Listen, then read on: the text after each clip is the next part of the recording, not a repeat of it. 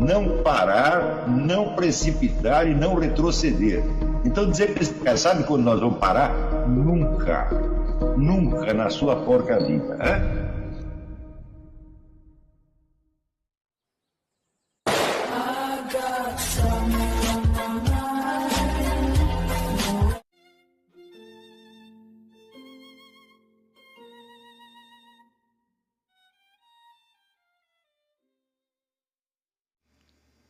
E aí pessoal, tranquilo?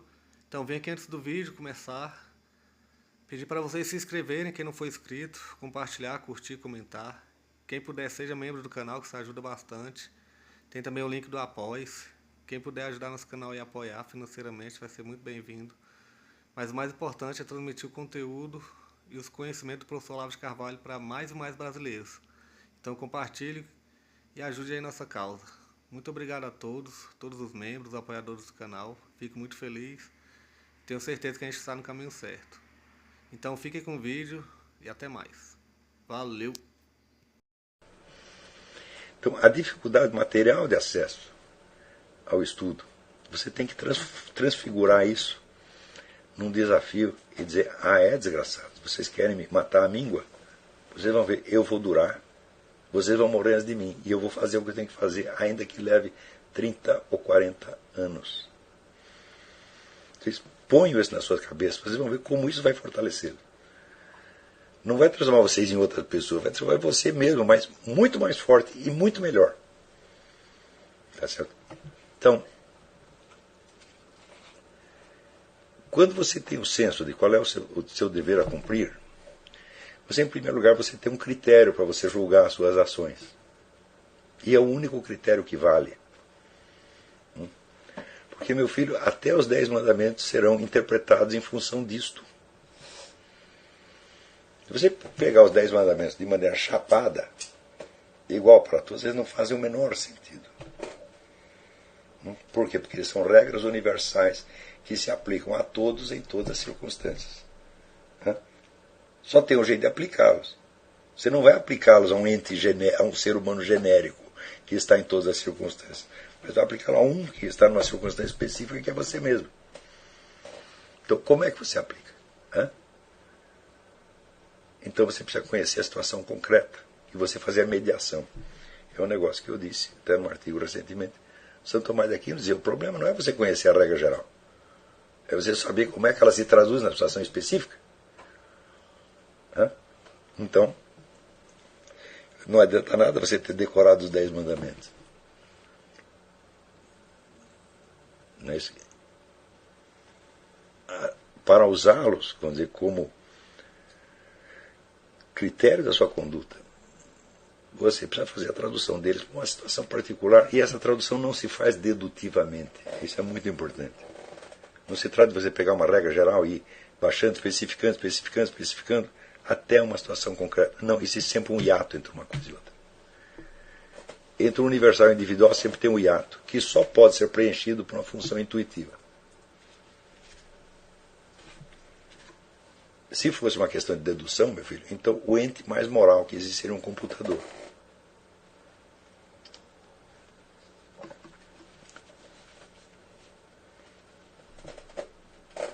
Então, isso quer dizer que a sua conduta, em cada momento, a escolha do seu critério de conduta, é um problema enormemente complexo, que exige, quer dizer, a totalidade da sua presença de espírito. Você tem que estar realmente alerta à situação, você tem que estar aberto ao conhecimento da realidade, para você conseguir aquele nível de sinceridade consigo mesmo que lhe permite você se abrir diante de Deus. Porque se você vai vou confessá-la, então faça a listinha dos pecados e digo lá para o padre, digo, meu filho, isto aí só vale quando essa listinha é a condensação de uma confissão muito maior e mais complexa que você já fez por dentro e que não daria tempo de fazer para o padre. Quer dizer, quando é todo o seu autoconhecimento que está sendo colocado lá, e você não podendo explicar toda a sua miséria interior para o padre, você a condensa simbolicamente, por assim dizer, em 2 ou 3 tipos de pecados seletivos. Está entendendo? Agora, se você for ali com o espírito administrativo, né, olha, eu cometi essa infração, mais essa. Então isso aí não vale absolutamente nada, isso é ridículo. Então, sobretudo, o padre não sabe os seus pecados, mas Deus sabe. Né? Então você sabe, você tem que saber que aquilo que você está revelando, você não está revelando, você não está contando novidade nenhuma. Né? Nesse sentido, vamos dizer, a sua confissão é sempre mentirosa. Você nunca está dizendo uma coisa inteira. Então não importa o que você diz, importa aquilo que você sabe que Deus está sabendo. Está entendendo? Então, quando você tem o senso de uma missão a cumprir, você tem um princípio de seleção hierárquica para o julgamento que você vai fazer de cada ato, de cada pensamento, de cada sentimento, de cada intenção. E você tem que estruturar toda a sua vida em função disso. Então, isto é o que os escolares chamavam o dever de Estado. Quer dizer, existe um dever religioso geral, que é igual para todos. Mas, por ser geral, ele só existe de maneira genérica. Na prática, você ocupa um lugar determinado na sociedade e as suas obrigações perante Deus e perante os seres humanos estão condicionadas por esse lugar. Não é isso?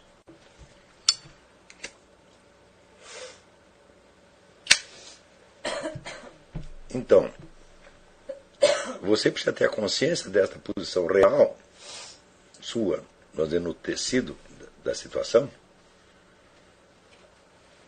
para você saber qual é a sua obrigação específica e quando foi que você falhou a ela.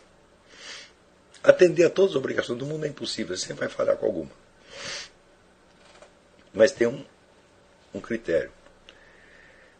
Quanto mais aprimorado foi esse critério, menos as pessoas, vamos dizer, que não participam do seu mesmo senso de missão vão te entender. Porque eles esperam outras coisas, você vão te cobrar outros deveres que são deles, na verdade. E que eles querem vestir a camiseta em você. Querem que você seja igual a eles. Isso não é possível.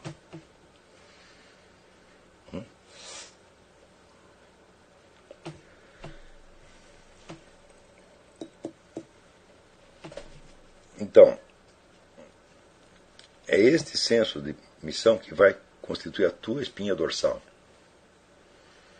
E se você não tiver isso, você vai ser uma pessoa plástica, que vai ceder facilmente à exigência dos outros, vai ser facilmente chantageável, e no fim vai ser um fraco e vai acabar sendo esmagado. Eu não quero que isso aconteça para vocês. O Brasil não precisa de mais pessoas fracas. Ele precisa de várias dezenas de pessoas fortes, que não se deixam corromper. Pessoa capaz de seguir o exemplo de um Bukowski, de um Winston Churchill. Esse exemplo que o Steinhardt deu aí. Pessoas que não vão ceder à sedução do meio. Não precisa viver em conflito, porque você viver em conflito seria também uma forma de você se deixar corromper. E tem outra coisa. Ao longo da sua vida você será muitas vezes acusado injustamente. Você pode ser acusado até por seus parentes, por seus amigos, etc, etc. A maneira mais fácil de você corromper uma pessoa é acusá-la injustamente. Por quê? Porque daí você começa a se defender. E na hora que você se defende, você vai exagerar as suas virtudes. No impulso de você dizer que você não é tão mal assim, você vai acabar tentando demonstrar que você é muito bom.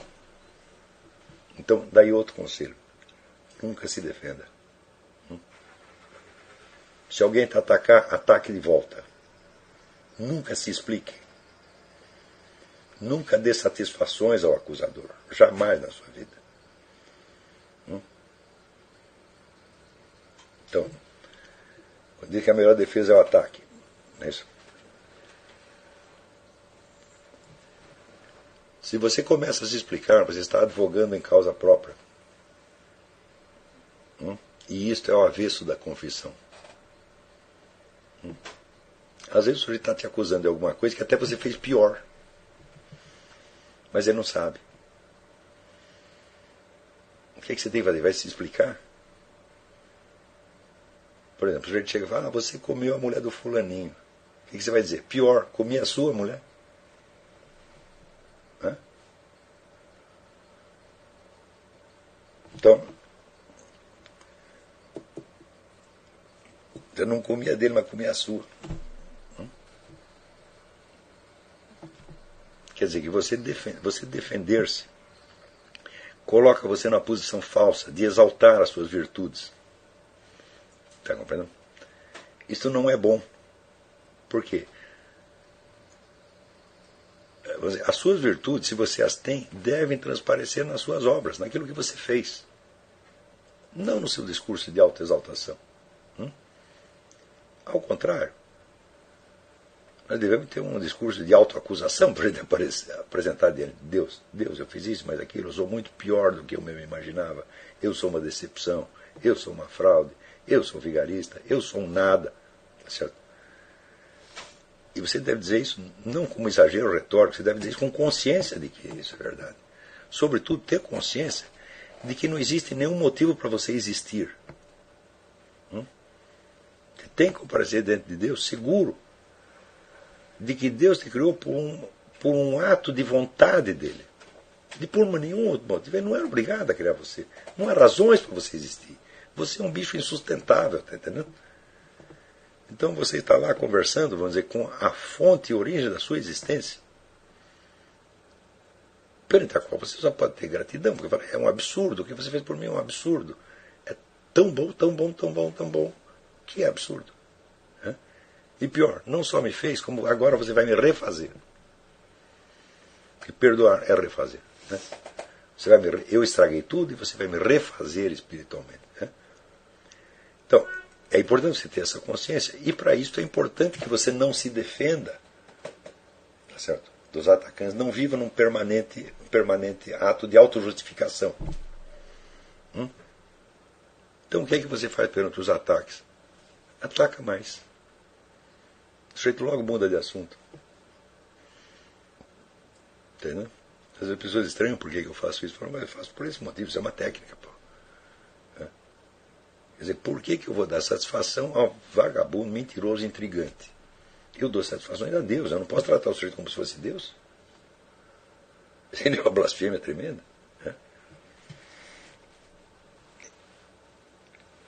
Então, por outro lado, você veja que as pessoas que têm alguma condição financeira, social melhor,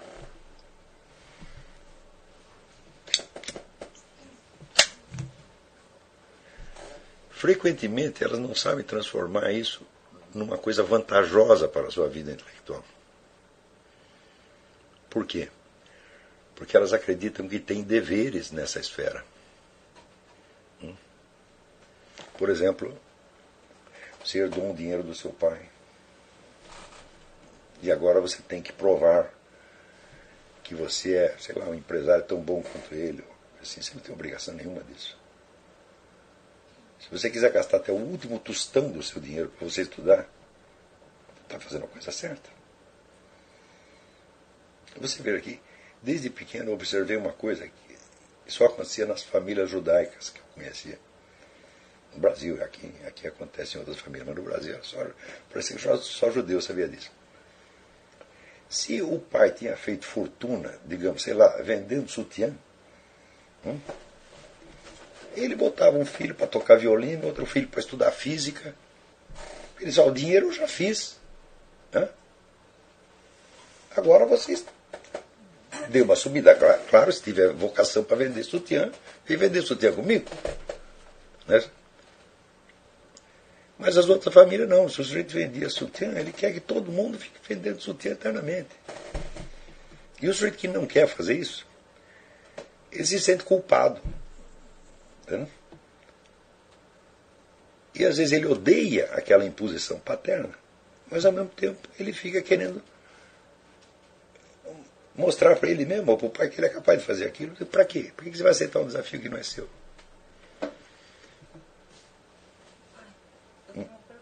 Tem uma pergunta aqui.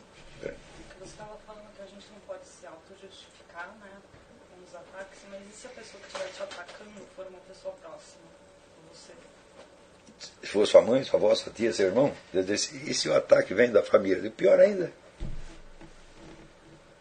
Nunca dê satisfações a ninguém, nunca se explique. Hã? Você pode dar explicações, vamos dizer, a quem não as pediu, a quem não está exigindo, a quem não está cobrando. Por exemplo, aqui para os meus alunos eu dou um monte de explicações. Hã? Mas ninguém está me cobrando nada, ninguém está me acusando de alguma coisa. Agora, se vier um acusador, eu vou dar explicação para ele? Hã? Nunca. Nunca a ninguém.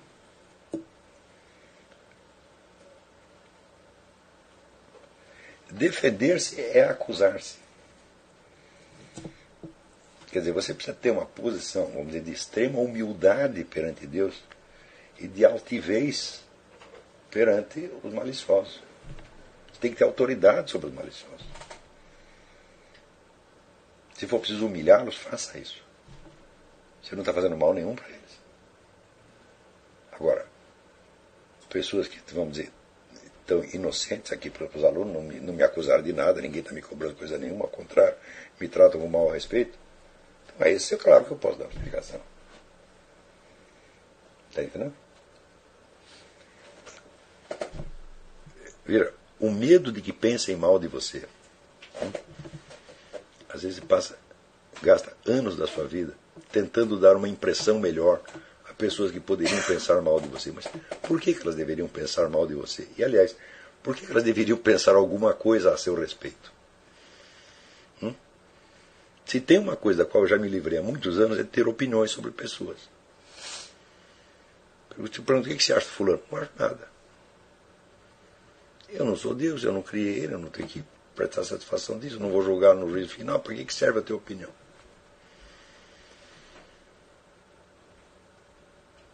Julgar pessoas. Às vezes você pode julgar atos, aquele ato em particular, porque se aquilo te afeta.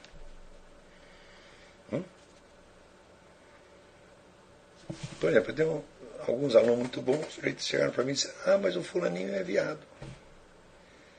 Eu digo, meu filho, ele veio me pedir, eu quero largar isso, me ajuda. Ele não pediu nada. Mas isso é feio, etc, etc. Eu falei, meu filho, se tirar todos os pecadores da igreja, não sobra um. Então por que este pecado em particular vai ter que ser tão horroroso que a gente não possa aceitar aquela pessoa na nossa convivência? Por quê? Eu sei lá se o outro é adúltero, se é bêbado, se é viciado, se é ladrão, não sei. Eu não sei, não quero saber.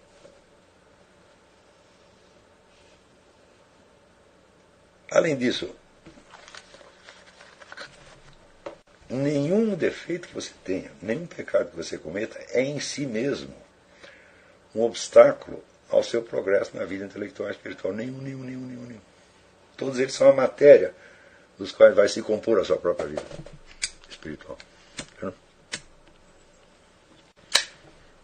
Então o que me interessa não é o pecado do sujeito, é o que ele está fazendo nesta via que eu estou indicando para ele. Se ele está fazendo o melhor possível, não interessa de onde ele partiu. Ele partiu de muito baixo. Fala, mas todos nós partimos de baixo. Então, se partiu de baixo, é mérito mais maior dele ainda. Ele tem esse problema para vencer e você não tem. Está entendendo? Por exemplo, chega um cara lá que é, sei lá, viciado em cine pornô. E vem falar do outro que é viado.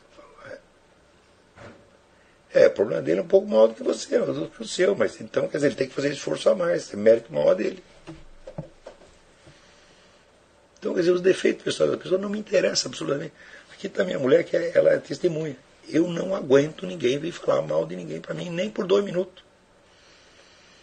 Entendeu? Eu não quero saber. Então, você ter opiniões sobre as pessoas você pode ter opiniões sobre atos que elas fizeram, especialmente se atos são contra você, sem você julgar a pessoa na totalidade. Não dá para saber. E você pode, às vezes, ser obrigado a criar uma opinião de uma pessoa, sobre uma pessoa se ela está sob a sua guarda e orientação. Como um filho, ou até um aluno você pode. Mas não todos os alunos a qualquer momento. De jeito nenhum. Só se o sujeito viesse pedir isto. Né? A pessoa às vezes pede para a gente explicá-la para ela mesma. E a gente faz isso. Note que nem um juiz de direito que condena um sujeito à cadeia tem uma opinião total sobre o cara. Tem opinião sobre um ato. O sujeito roubou. Claro, nos outros momentos ele pode ser uma pessoa excelente, mas ele fez esse ato e nós estamos punindo por este ato específico. Não estamos julgando a pessoa, mas o ato.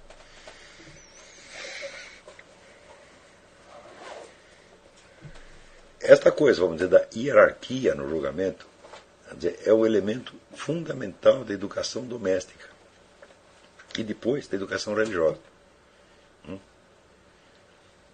Eu vejo que hoje isso é a coisa que mais falta. As pessoas julgam os outros por coisas meramente empíricas, aleatórias, entendeu? Conforme aquilo lhe desagradou no momento. Porque, primeiro, não era para julgar as pessoas. Segundo, se é para julgar, você, por favor, você tem que entender, vamos dizer, primeiro, qual é o sistema de regras morais que ele está seguindo no coração dele. Né?